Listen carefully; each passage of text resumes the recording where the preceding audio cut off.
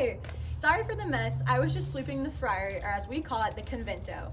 My name is Amelia, and I'm helping the Apalache women who are in charge of making food for the friars and keeping this place clean.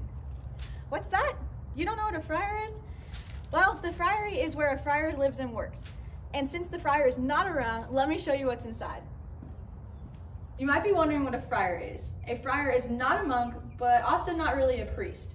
They oversee the religious parts of life here at San Luis. They lead us in Mass on Sundays and act as the religious leaders of the village. You see, San Luis is a Catholic mission, which means it was established so the friars could help spread Catholicism to the Apalachees. The friars worked to make peace between the Apalachees and their neighbors, which ended the hostility between them. The friary itself contains public sections and private sections. Starting at the front, you would find 2 rooms on my left and on my right. Follow me. This room is called the interpreter's room. In here, you would often find an Apalache man that would be in charge of translating for the friar. They can translate from Apalache to Spanish and from Spanish to Apalache to help solve problems, and they allow the friar to talk to the community. Communication is vital for any village, so the interpreter has an important role here. Why doesn't the friar learn Apalache? Well, I'm sure he knows quite a bit, but he is also a very busy man and cannot spend much time as he would like learning the language. This room to my left is called the Scriptorium. This is where the friar does all his writing. When a friar needs to sign important documents and send important written information, they will come in here. The friar often writes letters and reports to the governor, to the bishops, but he also writes letters for people in the village. Why don't we just write our own letters? Well, because of us don't know how to read or write. Only the friars, the captain at the fort, and a few wealthy people were able to read and write. So most of us here depend on the friar to write letters for us. Oh, look! It looks like he was writing a letter before he left for the day. I'm not really sure what it says. Could you read it for me? Oh, that sounds very important. We should probably put that back. It looks like he wrote this letter with the Hickory Nut Ink that I made yesterday with the shells of some leftover hickory nuts. Here, take a look at how dark it is. Can you believe that all I did was boil hickory nuts for a long time and then added a few things to make it into an ink? The next room I want to show you is the chapel. The chapel is a place of prayer and worship for the community on days other than Sundays. Many people would come to the chapel to pray and to also listen to the friar sermons when there was no mass. The chapel also serves as a school. Take a look behind you. Up there you can see the choir loft. Many of the village boys aged 8 to 12 come here to learn how to sing. How do they learn how to sing?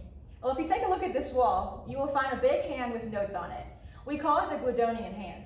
The idea of the Guidonian hand is that each part of the hand represents a specific musical note. To teach the kids how to sing, the friar indicates a series of notes by pointing to them on his hand, and the students would sing them. You want to try it out? Well, follow me. First, we have oot, then we have re, and then we have mi. Let's try it faster. Oot, re, mi. Excellent. Do? I've never heard of a scale start with do. We start our notes with oot. What an interesting scale you have. And guess what? The choir boys sing for 3 long hours every day except Sunday. That is a lot of singing. How do they even get up there?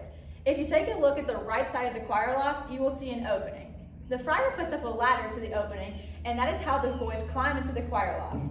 During choir loft hours, the friar takes away the ladder, which makes the kids focus solely on just singing. Now, what happens if you don't want to sing? Well, the kids that don't want to sing will help their parents outside, learning how to farm, hunt, and clean. So, which sounds better, singing for 3 hours or working outside all day? Yeah, I was thinking the same thing. The next room in the friary is the apothecary. In here you will find a lot of herbs that are going to be used for making medicine.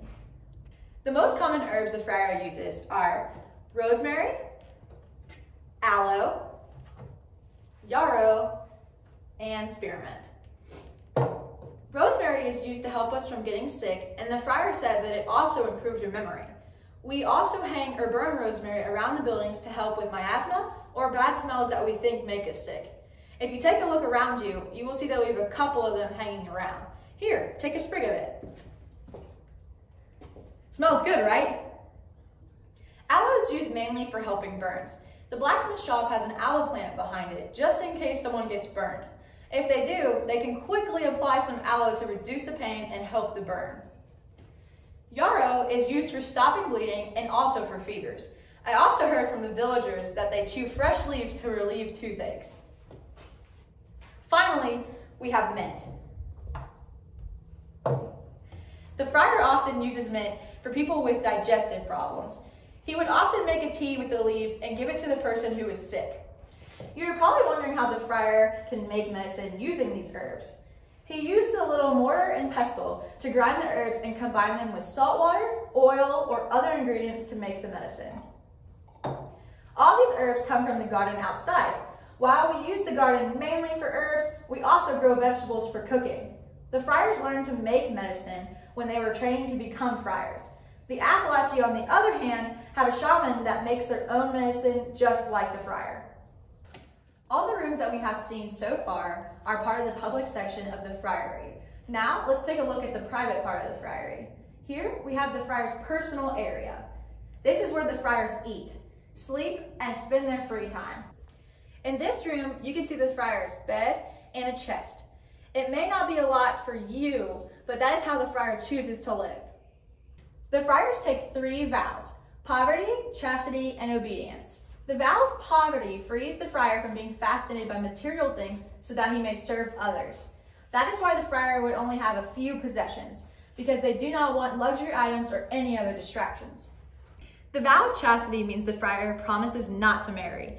By not having a family, they can devote their whole life to God and will always follow him. The vow of obedience means the friar follows the will of the church and will do what the church requires. I think we better be quick because the friar is coming back soon and I'm not allowed to be here when the friar is inside. What? Oh, it's because women are not allowed in the friary when the friar is here. Actually, that's what this window is for. This little window is where the friars get their food. Myself and other Spanish and Apalachees women cook all the friars' meals. When it's time to eat, we put the food on this little shelf and close the doors. We then ring a bell that lets the friars know that they can open the window and get their food. Now you have seen most of the friary, but I want to show you where the Apalachees women do most of their work. Over there is the garden. In there you will find vegetables such as onions, garlic, potatoes, green onions, carrots, and sometimes strawberries depending on the season, and lots of herbs. Not only used for medicine, but for seasoning the food as well. Okay, now let's go cook. And here we are. This is the Cocina, which means kitchen in Spanish. This place is usually very hot. As you can see behind me, there's a big stove where we do cooking and baking. At the very bottom, you can see that we use charcoal as our fuel. Here, take a look. Now you know what happens when you burn charcoal, right? You make a lot of smoke. That is why we have a lot of windows and also a ceiling that is high.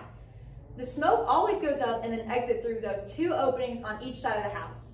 I got used to it, but as you can imagine, cooking here in the middle of the summer, you're going to be sweating a lot. The Cocina is the only place at San Luis that has a stove like this. Most people cook over an open fire next to their house. Here we have a table that we use while cooking. As you can see, the Apalachees girls got a little bored and made some corn husk dolls. What are these? Well, these are mustard seeds. These are delicious for making soup. And here are some beans that we are going to use tomorrow. And what do you think this is called? Well, it's called a metate, and it's used for grinding corn to make cornmeal. If you go around to the back of the Cocina, you will find a storage room. Unfortunately, I don't have the keys for that room, otherwise I would give you some food for your journey. No, really, it would be fine. We don't only cook for the friars, but we also cook for the poor and the needy. We just want to make sure everyone has access to food. Oh, look! Remember when I said the friar's ink was made from hickory nuts? Well, here they are. Not only is the nut meat inside of them delicious, we can also make oil and milk from them to use as ingredients when we are cooking. Here is the secret to making the ink. Do you see this hickory nut shell? Well, we take a good amount of shells and then we boil them for a long period of time. When it is ready, we use the strainer right here to separate the shells from the colored water, and the final product would fall into this bucket below. We then can boil the water for a long time until it gets really concentrated, and ta-da! You have ink. Awesome, isn't it? Now, I think I see the friar approaching. If you'll excuse me, I need to start prepping everything for today's lunch. It was a pleasure meeting you, and I hope you have a safe journey. Adios!